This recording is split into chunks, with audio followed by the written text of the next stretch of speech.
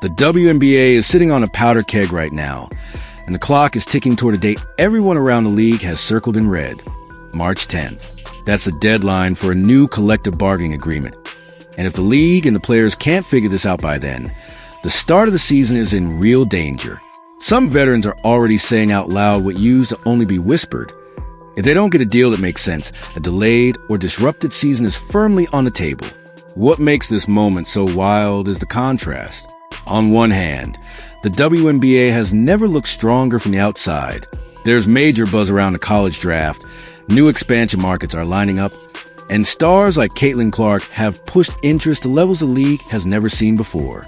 On the other hand, behind the scenes, there's a full-blown labor standoff that has frozen progress and put the next few years, even the path to 2026, in question.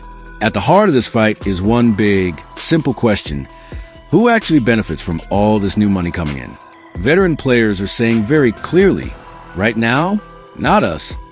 Indiana Fever guard Sophie Cunningham has stepped right into the center of this debate. She's been using her Show Me Something podcast as a platform to pull the curtain back on the WNBA's financial model, and she hasn't sugarcoated anything. Cunningham, a Commissioner's Cup champion and respected voice in the locker room, believes the league office is dragging out these CBA talks on purpose. From her perspective, the strategy is to let time work in management's favor, push negotiations right up against opening night, create pressure, and hope the players' unity cracks when they're forced to choose between principal and paychecks. And she's not buying it. On her show, she flat out said the league is waiting for us players crack, and followed that by insisting the players are more unified than leadership expects. Her message was blunt. If the season doesn't happen on time, that says more about the WNBA's leadership than it does about the players, because, in her words, they're ready. That kind of language tells you how deep the frustration is. This isn't just a group of players asking for a minor raise. They feel like the system itself is badly tilted against them, especially after the explosion in popularity the league has enjoyed over the last couple of seasons. The biggest flashpoint is how player compensation lines up against revenue, or, in the player's view, how it doesn't. Cunningham has laid out some specific numbers that make the problem easy to understand. She used jersey sales as an example. And when you hear the breakdown, it's hard not to double take. In the NBA, she explained it like this. If a fan pays $100 for a player's jersey, roughly half of that, about $50 flows back into the player pool. It's not literally $1.50 to the individual player. But the point is that the players share a meaningful cut of that sale. Now, look at how she says it works in the WNBA. That same $100 jersey, according to Cunningham, the league keeps roughly $97.98, and the player sees something closer to $2. It's not a small gap, it's a canyon. And for veterans who've watched this league grow, that kind of split feels completely out of step with the current moment. That one example ties into the larger argument the WNBA is making. They don't want to keep negotiating off net revenue. What's left after the league subtracts expenses it controls and defines? They want a guaranteed percentage of gross revenue, the total money coming in the door before those deductions. It's about transparency and trust. You can't hide gross. You can definitely make net look smaller than it really is. What's made everything even more tense is how the tone of the conversation has shifted. This isn't just about math anymore. It's about faith in leadership. Commissioner Kathy Engelbert has become a lightning rod in all of this. Cunningham, in particular, has been extremely critical of her approach. Back in October, she went as far as to label Engelbert's leadership as deeply out of touch with the players' reality. That kind of public criticism from an active veteran toward the commissioner is rare, and it shows just how low the trust level has gone. Players say that in recent meetings, league officials have refused to engage seriously on revenue-sharing models at all. From a union side, that looks like a refusal to even talk about the core issue. If you won't put revenue share on the table when the league is thriving, then when will you? And that's where Caitlin Clark's situation becomes such a powerful symbol. In 2024, Clark's jersey was reportedly the second best-selling basketball jersey in the world. Not in the WNBA, in the world. Her name is printing money for the league. Yet her base salary for the season was locked in at $78,066. When fans and players lay those two numbers side by side, global jersey sales, and the sub-$8 salary. It fuels a lot of outrage. It's not just about Clark, either.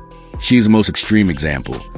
But the same structure applies to everyone else whose likeness and performance are driving this revenue. In response to these concerns, the league has floated ideas like modest salary cap increases in the range of $50,000 to $100,000 per team. Cunningham and others have dismissed those tweaks as a smokescreen. Window dressing that looks like progress but doesn't actually shift the underlying imbalance.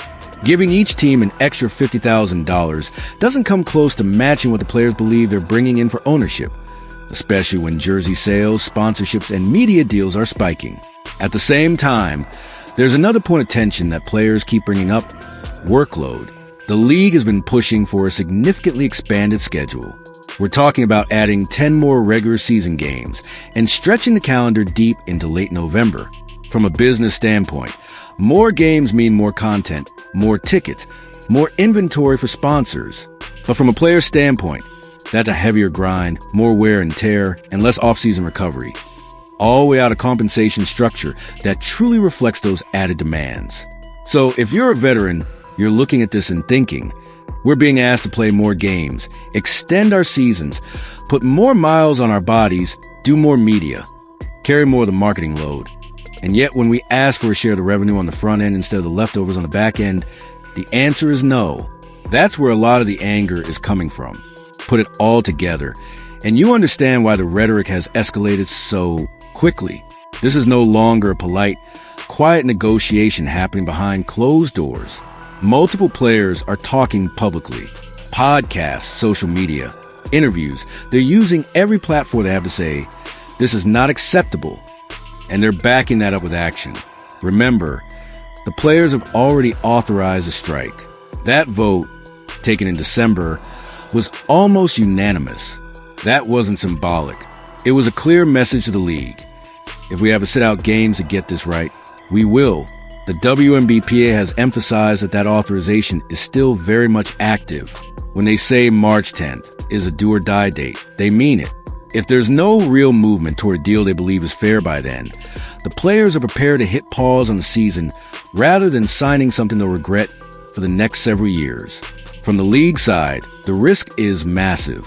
This upcoming stretch should be a golden window. Caitlin Clark's rise, new expansion teams entering the league, TV partners finally leaning into WNBA coverage, sponsors lining up to be associated with women's basketball.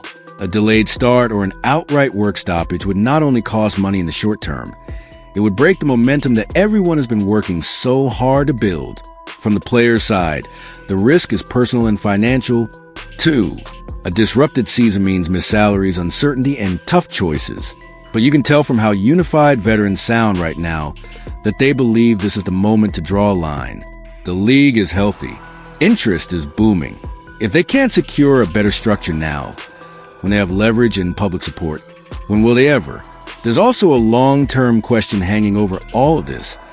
What kind of league is the WNBA going to be in 5 or 10 years?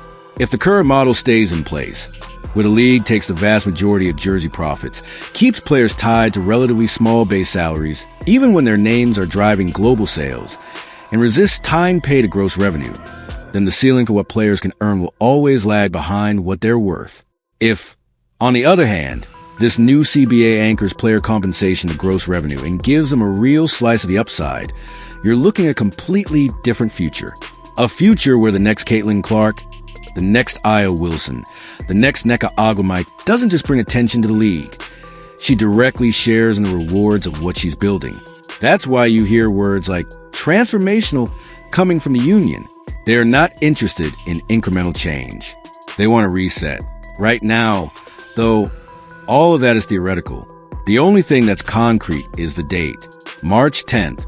By that day, one of two things is going to happen. Either the league and the WNBA will announce a new CBA that both sides can live with, and we'll move into what could be the most exciting season in WNBA history. Or there won't be a deal, and the players will have to decide whether they're really willing to follow through on what they've been saying. To refuse to play under the current terms, even if it means a delayed or shortened season.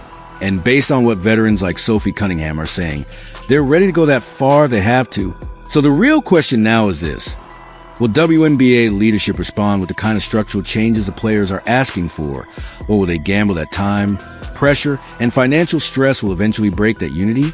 As fans, as people who care about this league, it's not an easy thing to sit with. You want to see Caitlin Clark, Aya Wilson, Nneka, Brianna Stewart, Sabrina Ionescu, and all of these stars on the court, not locked out of arenas because of a contract dispute. But you also can't ignore the substance of what they're asking for. In the end, this comes down to one simple truth the players keep repeating. There's no WNBA without them. And right now, they're finally acting like it.